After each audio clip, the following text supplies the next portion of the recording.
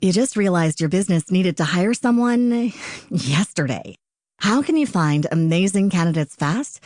Easy. Just use Indeed. Stop struggling to get your job post seen on other job sites. With Indeed sponsored jobs, your post jumps to the top of the page for your relevant candidates, so you can reach the people you want faster. According to Indeed data, sponsored jobs posted directly on Indeed have 45% more applications than non-sponsored jobs. Don't wait any longer. Speed up your hiring right now with Indeed. And listeners of this show will get a $75 sponsored job credit to get your jobs more visibility at Indeed.com/ARTS. Just go to Indeed.com/ARTS right now and support our show by saying you heard about Indeed on this podcast. Terms and conditions apply. Hiring? Indeed is all you need. Johnny Dollar. George Reed here. Well, good for you, George. What? I can use an assignment about now. Who's in trouble this time? John Patrick O'Shea. Never heard of him. He's retired and lives here in Hartford. He's been confined to a wheelchair for the past couple of years. Now, what's happened to him? At 11 o'clock last night, someone broke into his home and gave him a terrible beating. Oh? Probably would have killed him if his next-door neighbor hadn't barged in, scared the assailant away. Want to give me his address? I'll run over and see him. Better still, why don't you pick me up here at the office and we'll both go over there. Sure, whatever you say. You see, Johnny, I myself am somewhat involved in this thing. You? Yes. Why don't you come on over here? Yeah. Okay, George. I'll see you in a couple of minutes.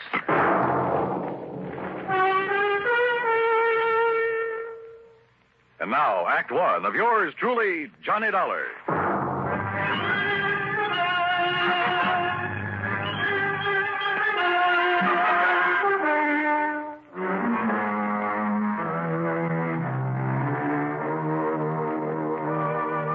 Expense account submitted by Special Investigator Johnny Dollar. To Floyd's of England, North American Office, Hartford, Connecticut. Following is an account of expenses incurred during my investigation of the wrong man matter. George Reed, somehow involved in the beating up of a helpless old man? Hard to believe. But I grabbed a taxi that's had him $1.20 and met him at his office. Then, using his car, we drove east on Maple Drive. Yes, Harry Marshall. He's the young male nurse who's been taking care of Mr. O'Shea these past couple of years, Johnny, ever since the old man lost the use of his legs and started living in a wheelchair. I see. Last night, Mr. O'Shea sent Marshall over to see me regarding a change in his life insurance policy. What kind of a change, George? Well, O'Shea's nearest relative is a ne'er-do-well nephew, a boy of 25 or so who lives up in Boston. Beneficiary of the old man's policy? No. You see, Mr. O'Shea doesn't have much money, only a small pension and the residue of whatever he was able to collect on the accident to his legs. So? Just what he's been paying Marshall for taking care of him, I don't know. But I doubt if it's very much. Nevertheless, Marshall has devoted himself entirely and unselfishly to the old man. So to make up for the lack of fancy wages, Mr. O'Shea bought some insurance and named Harry Marshall as the beneficiary. Exactly. But Marshall felt that O'Shea ought to make some provision for his nephew, whether he liked him or not. After all, his only living relative. Well, this Marshall sounds like a pretty unusual fellow. He is. He's a very fine chap, Johnny. Anyhow, he came over to my house last night to tell me he'd finally persuaded Mr. O'Shea to change his policy.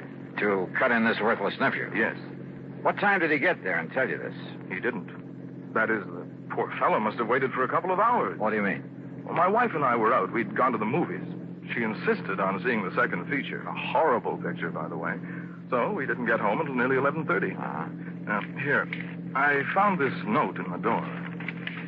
Mr. Reed, sorry to have missed you, but it's after 11 now, so I think I'd better get back to Mr. O'Shea. Please call me in the morning. I believe I have convinced him that he should name Walter in his insurance. That refers to Walter Berry, the nephew. Hope you and Mrs. Reed enjoyed the movie. Respectfully, Harry Marshall. So, by the time Marshall got back home, the old man had been attacked and his neighbor had called in the police. First thing this morning, Marshall phoned me. Now, here we are, Johnny.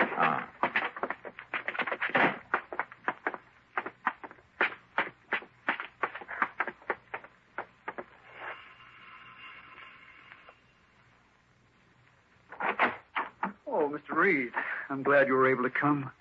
I told you on the phone this morning this is a terrible thing. Terrible. Yes, Harry, I'm sure it is. This is Mr. Johnny Dollar, a special investigator for us. Oh, good. Excellent. Won't you come in, please? Lieutenant Barley's already here. Yeah, sure, thanks. Has he found anything that might indicate... Oh, hello, Lieutenant. Hello, Dollar. Here, take a look at this. Yeah? The attacker must have come and gone by way of the living room window. Apparently tore this off his coat or pants on his way out. Oh, Harris tweed. Yeah.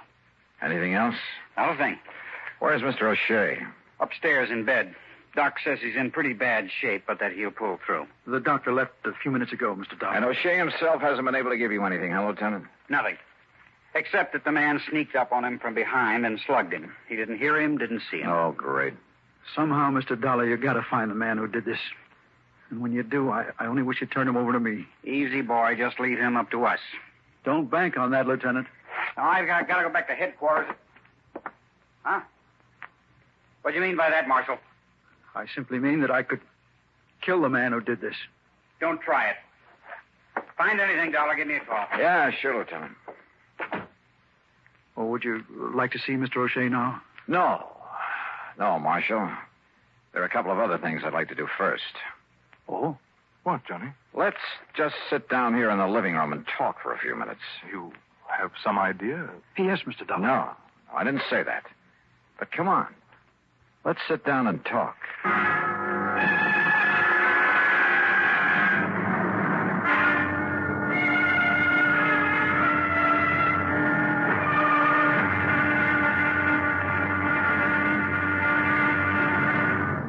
Act two of yours truly, Johnny Dollar, in a moment.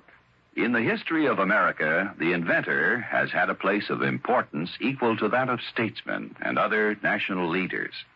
Indeed, our inventors, many of them mechanics, craftsmen, or even thoughtful tinkerers, have strongly influenced our destiny. They have contributed greatly to our amazing development from a barren outpost of civilization to the foremost industrial nation in the world. Incidentally, when we think of great inventions, it's natural to think of involved mechanisms like the McCormick Reaper, the sewing machine, or the phonograph.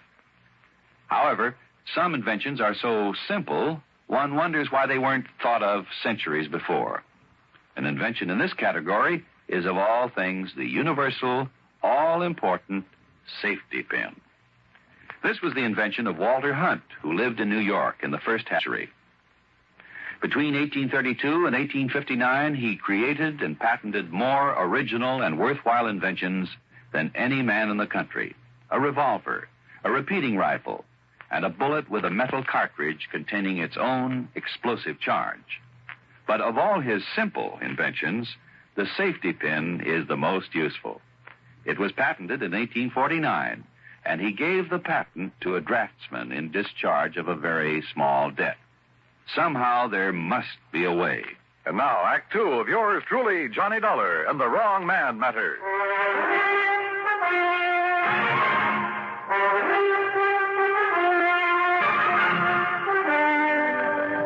Now, what time did you leave this house last night, Marshal? A few minutes of 10. I went over to see Mr. Reed here to tell him about a change that Mr. O'Shea had finally agreed to make in his insurance. It was something Mr. Reed and I had discussed before. Yes, but as I told you, Johnny, my wife and I were at the movies. Yeah, George. Had Mr. O'Shea gone to bed by then, Marshal? No, sir. He was sitting here in the living room, in his wheelchair, of course, watching television. He always stayed up late watching television. And, well, to be honest about it, he usually slept through most of it. That I can understand. So I quietly left and I went over to Mr. Reed's home. When I found they were out, well, when 11 o'clock came around and they still hadn't returned, I decided I'd better come back here. Go on. When I got here, I found the front door wide open. Inside were Mr. Wakely from next door and a couple of policemen. And there's poor old Mr. O'Shea. That neighbor, Mr. Wakely, did you say? That's right, Stewart M. Wakely. In other words, me. I didn't hear you ring, Mr. Wakely. Time like this, you expect me to be formal, young man? And who are you, sir? Another policeman? Plainclothesman? Mr. Dollar is an investigator for my insurance company, Mr. Wakely. I'm George Reed. Why didn't you send for me, Marshal? What was that? This man Dollar would probably want to know just what I found here last night while you were out gallivanting around someplace instead of being here where you should have been taking care of that old O'Shea. I beg your pardon. Well, weren't you? I hardly see it's any business of yours.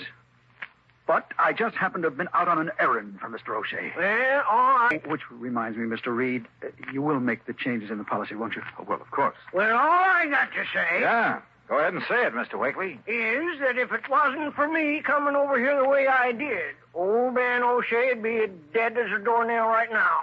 Not that I'd cared particular. Just how was it you happened to come over here last night, Mr. Wakely? Are you in the habit of dropping in here at all hours? On that old crackpot O'Shea? Well, I am not. Good heavens, no. It's the first time Mr. Wakely ever so much as entered this house. After all. Just what time did you get here, by the way? Well, it's not more than 2, 3 minutes after 11 o'clock. You're sure of that? Well, of course I'm sure. I've been trying, you hear me? I've been trying to hear the 11 o'clock news on the radio. Trying. That's the reason I come. Marshal, that's the same time ready to leave George Reed's home and come back here. Yes. Like I started to say, the reason I come over here was to tell that crazy old man to turn down his television. What? Inconsiderate old fool. Night after night, that dang thing squawking away so loud you can hear it all over the block, driving me and everybody else out of their mind. Mr. O'Shea is slightly hard of hearing, Mr. Wakely. Slightly. Now, Mr. Didn't I Wakely. call you on the telephone, Marshal, almost every single night and beg you to turn that thing down and I'd come over and do something about it? Yes, you certainly did. But a lot of good it done me. So that's why I come over here last night, Mr. Dollar, to tell the old man and this smart young whippersnapper that if they didn't turn down that TV and leave us there some peace around here... Yes, I'm sure. Now, would you But please... when I got up on the porch, I heard the old coot hollering for help. Even over that squawk box, I could hear him. And I heard his wheelchair fall over, and him still yelling for help. So what did you do? So I banged on the door, and I finally busted it open. And, well, you know what I found in here. Just what did you find? Old man O'Shea, laying there on the floor, all cut, and that window back of him wide open. And you called the police? Yes, sir. And that's when Marshal, that should have been here taking care of him, that's when he come in. And, of course, I sent for the doctor. And, Marshal, you have no idea who might have done it. I wish to heaven I had. I'll tell you this, mister. Yes? Everybody living on the block, everybody in range of that noise machine would have been willing to murder him for it. Yes, sir. Even you, Mr. Wakely? Yes, sir. Yes, sir, I should. No, wait, I didn't mean that. You sure? Now, listen carefully. Motive? Opportunity? Let's give a little thought to that, huh?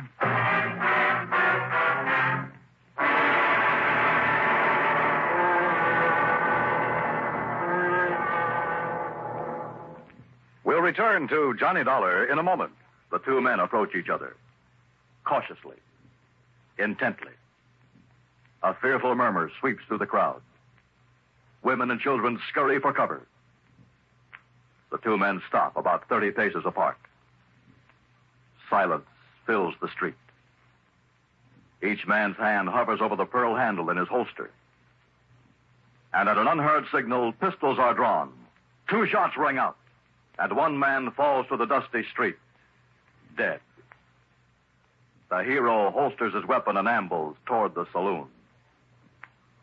Thus ends or begins the great source of American entertainment, the Western.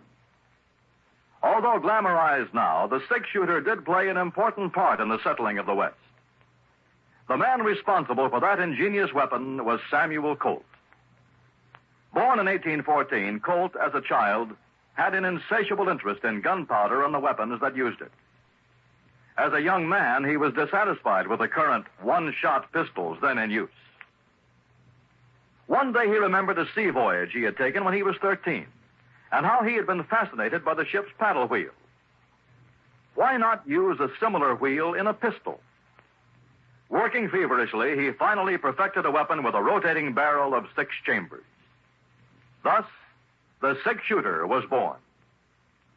Like most inventions, however, it took time to gain the public's acceptance. The opportunity came. War with Mexico was declared in 1846, and soldiers returning from the war told of the great success they had had with the Colt 45. Soon, the Texas Rangers adopted the repeating pistol in their many battles with the Indians. Samuel Colt, an inspired American with a philosophy that somehow there must be a way. Let's find it.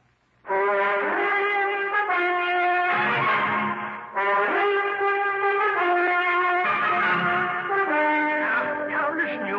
I I don't know what you're trying to prove. I mean about me, but I warn you, Dollar. Warn me, Mr. Wakely? That's right. You accuse me of anything, I'll make you mighty sorry you did. You see what I mean? Johnny. Good heavens. Oh, no, wait a minute. Have you got a license for that thing, Mr. Wakely? You bet I have, ever since I was a bank messenger. And if you think I wouldn't use it to protect myself... Or to quiet an old man who was disturbing you? Stop talking like that. But then when you realized you'd gone too far... Shut up! Okay. Just take it easy and... Let me have that. Sorry. Good Lord. Mr. Dollar. Mr. Dollar, if he is the one... All right, take it easy. I'll kill him. Oh, no, you won't, George. Yes, John. Call Lieutenant Barley to come back here and take over. Yes. And, Marshal, you keep an eye on Wakely while I go up and talk with Mr. O'Shea. Don't worry, Mr. Dollar. And that means don't lay a hand on him. Even after what he's done? That's right. But listen... We haven't proved anything But yet. good heavens, Look, man. I'm in charge here now, and you'll take orders from me, understand? Well? Yes, sir. All right. I started up the stairway, hoping Mr. O'Shea would be in condition to talk. But then, suddenly, something I'd overlooked from the very beginning. Hey, George, come here a minute, will you? Yes, Johnny. Come here. Hey, look, tell me one thing before you make that phone call. Yes? Just when did you and your wife decide to go to that movie last night? What? Well, come on. Well, it was after dinner. We had no other plans. We weren't expecting any... Now, what does that mean? Plenty, George. Plenty.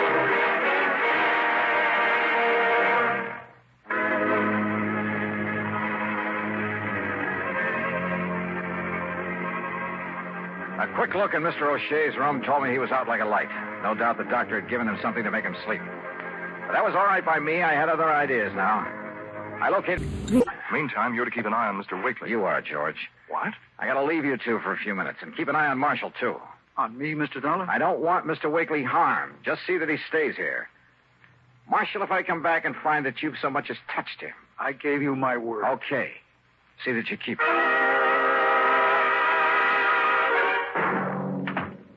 Why, yes, Mr. Marshall keeps the room for himself right upstairs. Good. Then if you don't... Clean-cut young man, ain't he? Is he? Don't use the room very much, though. Yeah, well, if Just you'll... a place for him to relax and be alone by himself now and then. Yeah. No, after having to spend all the rest of his time nursing that old man he works for. Take me up to his room, please, will you?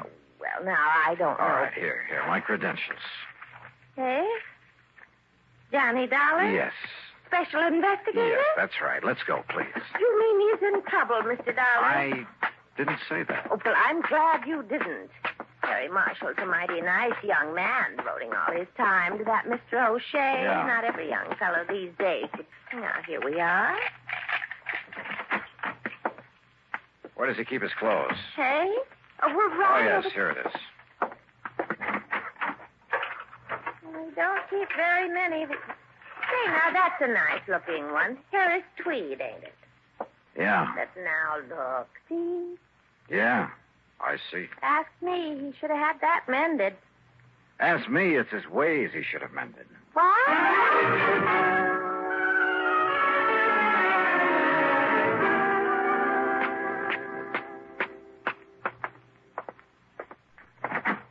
Dollar, where you been?